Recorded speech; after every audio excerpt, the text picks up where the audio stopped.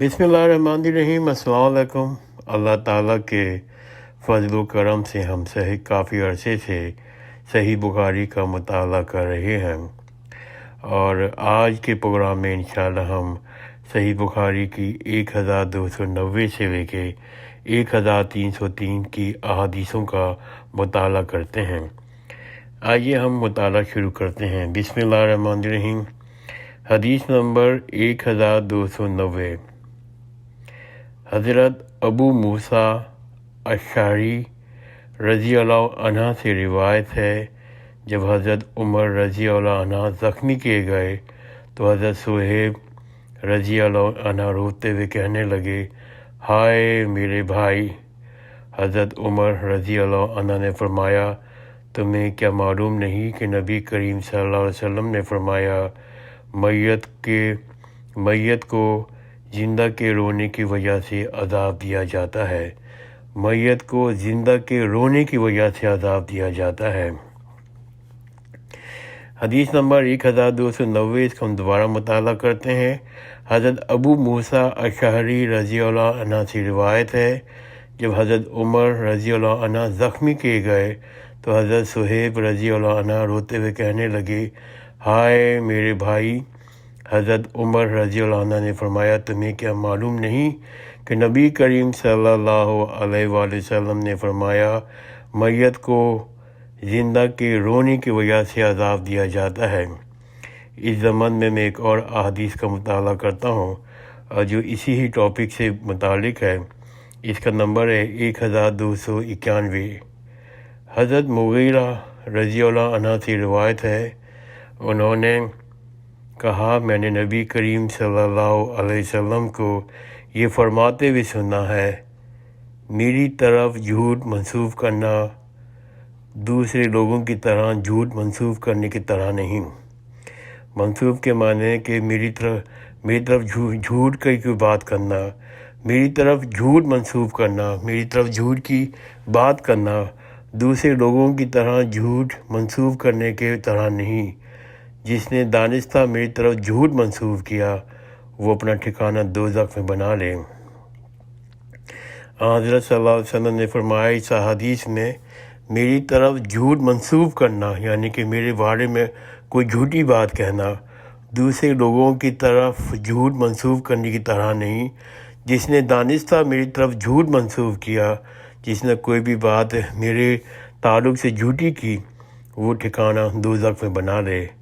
मैंने नबी करीम सल्लल्लाहु अलैहि वसल्लम से ये भी सुना कि आपने फरमाया, जिस शख्स पे नोहा किया जाता है उसे नोहे की वजह से अज़ाब दिया जाता है। असल में मैयत को उसके घर वालों के रोने की वजह से अज़ाब होता है जब उसने यानी कि मरने वाले ने अपने अहले अयाल के लिए नोहा का तरीका पसंद किया हो। नोहा मीन्स रोना और सीना को भी करना, चीखना चलाना।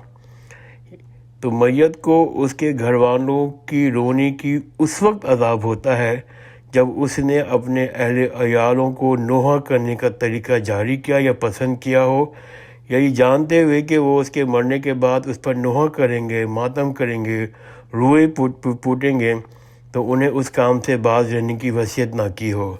तो मैयत को रोने की वजह से ज़िंदा लोग जो रोते हैं उस वक्त तकलीफ़ पहुंचती है, उस वक्त अज़ाब मिलता है कि जब अहलो अयाल जो उसको पता था कि मेरे मरने के बाद नोहा करेंगे, मातम करेंगे और जनाब रोएंगे पीटेंगे, तो उसको बाज रहने से नहीं की और उनको मना नहीं किया। 1294। ये हदीस हज़रत अब्दुल्ला बिन मसूद रज़ी अल्लाह अन्हा से रिवायत है, उन्होंने फरमाया, नबी करीम सल्लल्लाहु अलैहि वसल्लम ने फरमाया, जो शख्स अपने रुखसार पीटे यानी कि अपने गालों को पीटे, गिरबान फाड़े, नीस अहले जहलत की तरह चीखो पुकार करे, वो हम में से नहीं। 1294। हज़रत अब्दुल्ला बिन मसूद रज़ी अल्लाह अन्हा से रिवायत है, उन्होंने फरमाया, नबी करीम सल्लल्लाहु अलैहि वसल्लम ने फरमाया, जो शख्स अपने रुखसार पीटे यानी कि अपने गालों पे थप्पड़ मारे, اپنے چہرے پر تھپڑ مارے اور گریبان پھاڑے اور نیز اہل جہالت کی طرح چیخو پکار کرے، وہ ہم میں سے نہیں۔ اس احادیث سے یہ معلوم ہوتا ہے کہ مصیبت کے وقت، مشکل کے وقت، موت کے وقت کوئی گریبان پھاڑتا ہے اور اپنے منہ پر تھپڑ مارتا ہے، یہ حرام ہے، کیونکہ وہ اللہ کی تقدیر پہ، جو اللہ نے جو فیصلہ کیا ہے اس کے اوپر اپنی ناراضگی شروع کرتا ہے۔ اور اس حرمت کا علم ہونے کے باوجود اس کو معلوم ہے اس بات پر کہ یہ فیصلہ اللہ تعالیٰ کا ہے، اللہ تعالیٰ نے ہی ہم کو دیا تھا، اللہ تعالیٰ ہی نے ہم سے چیز لی، اس کے باوجود وہ اس کو حلال سمجھ کے، صحیح سمجھ کے وہ ایسا کرتا ہے، تو اس حدیث کی روشنی میں وہ دائرہ اسلام سے خارج ہو جاتا ہے۔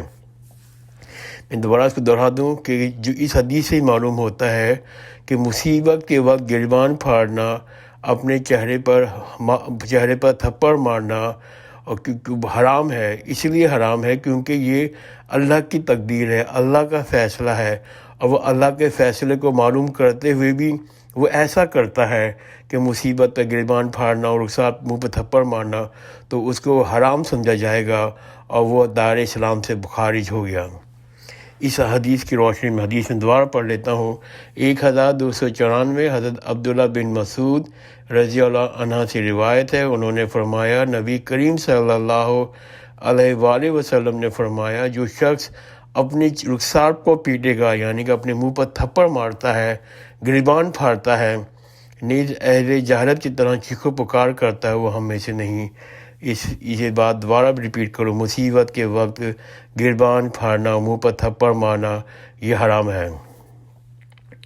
اور حدیث نمبر 195، یہ لمبی حدیث ہے اور بہت بہت امپورٹنٹ حدیث ہے، میں اس کو پڑھتا ہوں۔ یہ حدیث حضرت سعد بن ابی وقاص رضی اللہ عنہ سے روایت ہے، انہوں نے فرمایا، رسول کریم صلی اللہ علیہ وآلہ وسلم حجۃ الوداع کے سال، جبکہ میں سنگین مرض میں مبتلا تھا، یعنی کہ سعد بن ابی وقاص حجۃ الوداع کے وقت بہت بیمار تھے، حضرت صلی اللہ علیہ وسلم میری عیادت کے لیے آئے۔ میں نے عرض کیا، میری بیماری کی انتہائی شدت آپ دیکھ رہے ہیں، میں ایک مالدار آدمی ہوں، میری ایک بیٹی کے سوا میرا کوئی وارث نہیں۔ یہاں چیز غور کرنے کی ہے، بیٹی ہے، ان کے پاس بیٹا نہیں تھا اس وقت، انہوں نے کہا میری بیٹی کے سوا میرا کوئی وارث نہیں، تو کیا میں اپنے مال سے 2/3 خیرات کر سکتا ہوں؟ 2/3 مطلب آدھی جو میری دولت ہے، میں کیا اللہ کی راہ میں خیرات کر سکتا ہوں؟ جبکہ ان کے پیچھے جو ان کی وارث تھیں وہ ان کی بیٹی تھیں، بیٹا نہیں تھا کہ خود کما لیتا۔ تو آپ نے فرمایا نہیں، حضرت صلی اللہ علیہ وآلہ وسلم نے فرمایا نہیں۔ میں نے عرض کیا، کیا اپنا آدھا مال؟ تو آپ نے فرمایا نہیں۔ میں نے عرض کیا، 1/3 خیرات کر دوں؟ آپ نے فرمایا 1/3 خیرات کرنے میں کوئی مذائقہ نہیں، اس کا مطلب کہ 1/3 خیرات تم کر سکتے ہو، اگرچہ 1/3 بھی زیادہ ہے۔ حضرت صلی اللہ علیہ وسلم نے 1/3 کو بھی زیادہ کہا، اس لیے کہ ان کی جو پیچھے وارث تھی وہ ایک عورت تھی، ان کی بیٹی تھی۔ آپ حضرت صلی اللہ علیہ وسلم نے آگے فرمایا، اپنے ورثہ کو مالدار چھوڑ کر جانا تمہارے لیے اس لیے بہتر ہے کہ وہ فقر اور تنگ دست چھوڑ جاؤ اور وہ لوگوں کے سامنے ہاتھ پھیلاتے پھریں۔ حضرت صلی اللہ علیہ وسلم نے فرمایا کہ اپنے ورثہ کو، یعنی کہ مرنے کے بعد جو آپ کے بچے اور بیوی ہے، ان کو مالدار چھوڑنا بہتر ہے، اس لیے بہتر ہے کہ وہ تم اس کو فقر یا غربت میں اور تنگ دست چھوڑ جاؤ اور وہ لوگوں کے سامنے ہاتھ پھیلاتے پھریں۔ اس حدیث میں ایک چیز دماغ میں رکھنے کی ضرورت ہے کہ جو حضرت سعد بن ابی وقاص کے پیچھے جو وارث میں موجود تھیں، وہ ایک لڑکی تھیں، ان کی بیٹی تھیں، لیکن حضرت صلی اللہ علیہ وسلم نے فرمایا کہ تم 1/3 دے سکتے ہو اپنے ورثہ کو، مالدار چھوڑ کر جانا تمہارے لیے اس لیے بہتر ہے کہ وہ غربت میں اور تنگ دست میں چھوڑ جاؤ، وہ لوگوں کے سامنے ہاتھ پھیلائیں۔ تم اللہ کی رضا جوئی کے لیے جو خرچ کرو گے اس کا اجر تمہیں ضرور ملے گا۔ حضرت صلی اللہ علیہ وسلم نے آگے فرمایا کہ تم اللہ کی رضا جوئی کے لیے جو خرچ کرو گے اس کا اجر تمہیں ضرور ملے گا، حتیٰ کہ جو لقمہ اپنی بیوی کے منہ میں دو گے اس کا بھی ثواب ملے گا۔ میں نے عرض کیا، مطلب سعد بن ابی وقاص نے آگے سے عرض کیا، اللہ کے رسول، کیا میں بیماری کی وجہ سے اپنے ساتھیوں سے پیچھے رہ جاؤں گا؟ آپ نے فرمایا، تم ہرگز پیچھے نہیں رہو گے، اس لیے کہ سعد بن ابی وقاص بہت بیمار تھے، بستر مرگ پر تھے۔ وہ پریشان تھے کہ جو باقی صحابی ہیں وہ نیک عمل کر رہے ہیں، جہاد پر جا رہے ہیں، حج پہ جا رہے ہیں، میں تو بیمار ہوں، پیچھے بیڈ پہ پڑا ہوا ہوں، تو میں تو پیچھے رہ جاؤں گا۔ تو حضرت صلی اللہ علیہ وسلم نے فرمایا، تم ہرگز پیچھے نہیں رہو گے، جو نیک اعمال کرو گے ان سے تمہارے درجات میں اضافہ ہوتا چلا جائے گا، تمہارا مرتبہ ان سے بلند ہوتا رہے گا۔ ان سے مینس جو تم نیک عمل کرو گے اس سے تمہارا رتبہ بلند ہوتا جائے گا، شاید بعد میں تم زندہ رہو گے، یہاں تک کہ بعض لوگوں کو تم سے فائدہ پہنچے گا اور جن لوگوں کو تمہاری وجہ سے نقصان ہوگا۔ اے اللہ، حضرت صلی اللہ علیہ وسلم نے دعا مانگی اللہ تعالیٰ سے، میرے اصحاب کو ہجرت کی کامل کر دے، کیونکہ وہ اس وقت سعد بن وقاص مکہ میں تھے اور انہوں نے دعا کی کہ انہیں مکہ میں موت نہ آئے، لیکن بیچارے سعد بن ابی وقاص رسول اللہ صلی اللہ علیہ وسلم کے رنج و غم کو کرتے ہوئے مکہ ہی میں انتقال کر گئے۔ میں حدیث دوبارہ پڑھ لیتا ہوں، بہت امپورٹنٹ حدیث ہے۔ حضرت سعد بن ابی وقاص، حدیث نمبر ہے 1295۔ حضرت سعد بن ابی وقاص سے روایت ہے، انہوں نے فرمایا، رسول اللہ صلی اللہ علیہ وآلہ وسلم حجۃ الوداع کے سال جبکہ میں سنگین مرض میں مبتلا تھا، مطلب سعد بن ابی وقاص بہت شدید بیمار تھے، حضرت صلی اللہ علیہ وسلم میری عیادت کو آئے۔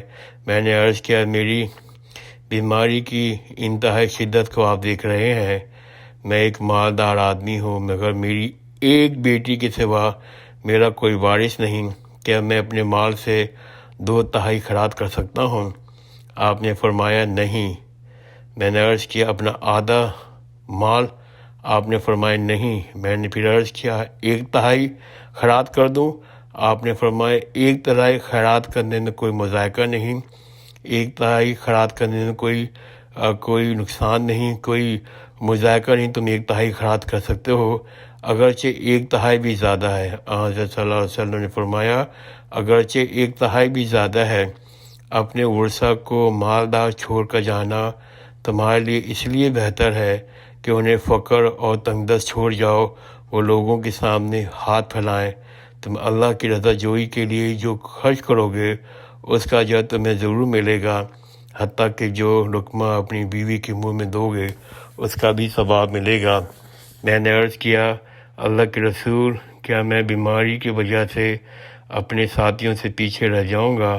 آپ صلی اللہ علیہ وسلم نے فرمایا، تم ہرگز پیچھے نہیں رہو گے، جو نیک عمل کرو گے ان سے تمہارے درجات میں اضافہ ہوتا جائے گا، تمہارا مرتبہ ان سے بلند ہوتا رہے گا، شاید تم بعد میں زندہ رہو گے، یہاں تک کہ بعض لوگوں کو تم سے نفع پہنچے، کچھ لوگوں کو تمہاری وجہ سے نقصان ہوگا۔ اے اللہ، میرے اصحاب کو ہجرت کو کامل کر دے، انہیں مکہ میں موت نہ آئے، لیکن بیچارے سعد بن ابی وقاص حضرت صلی اللہ علیہ وسلم کی رنج و غم کرتے ہوئے مکہ میں ہی انتقال کر گئے۔ 1000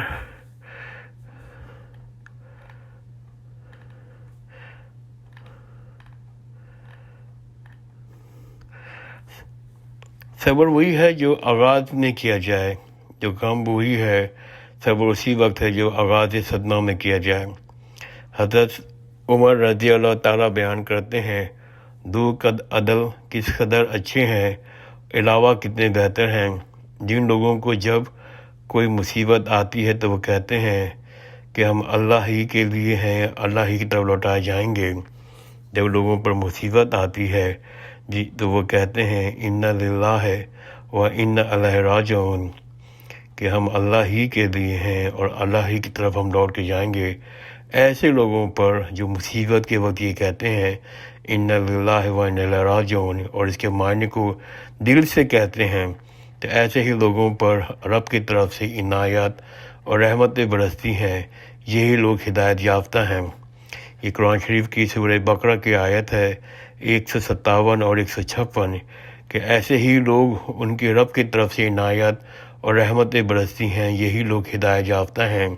اس سورہ بقرہ کی آیت نمبر میں نے 126-57 پڑھی ہے۔ اور آگے اس کا ہے کہ صبر اور نماز سے مدد حاصل کرو، یقیناً نماز بھاری ہے مگر ان لوگوں پر جو اللہ سے ڈرتے ہیں، یعنی ان پر نماز بھاری نہیں ہوتی۔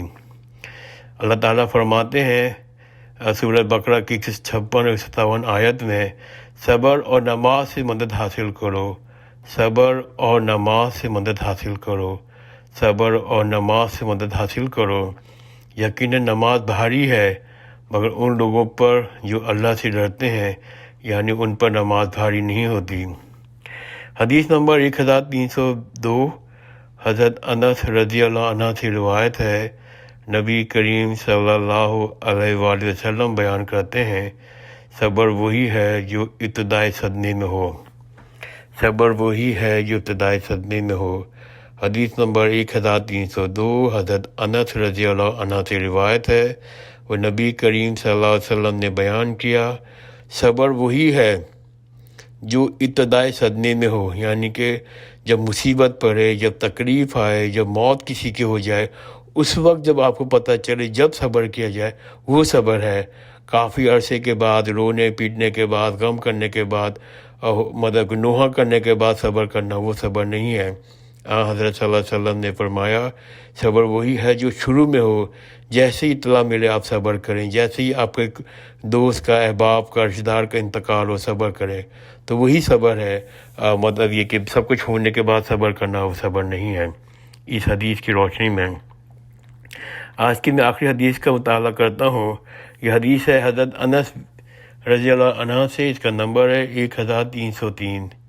1303 حضرت انس رضی اللہ عنہ سے روایت ہے، انہوں نے فرمایا، ہم رسول اللہ صلی اللہ علیہ وسلم کے ساتھ ابو سیف لوہار رضی اللہ عنہ کے ہاں گئے۔ حضرت ابراہیم رضی اللہ عنہ کے رضائی باپ تھے۔ ابو سیف لوہار جو تھے وہ حضرت ابراہیم رضی اللہ عنہ کے رضائی باپ تھے۔ رسول اللہ نے حضرت ابراہیم کو لے کر بوسہ لیا، اس کے اوپر اپنا منہ رکھا۔ اس کے بعد ہم دوبارہ ابو سیف کے ہاں گئے تو حضرت ابراہیم رضی اللہ عنہ حالت نزع میں تھے، یعنی کہ ان کا انتقال ہو رہا تھا۔ رسول اللہ کی آنکھیں اخبار ہوئیں۔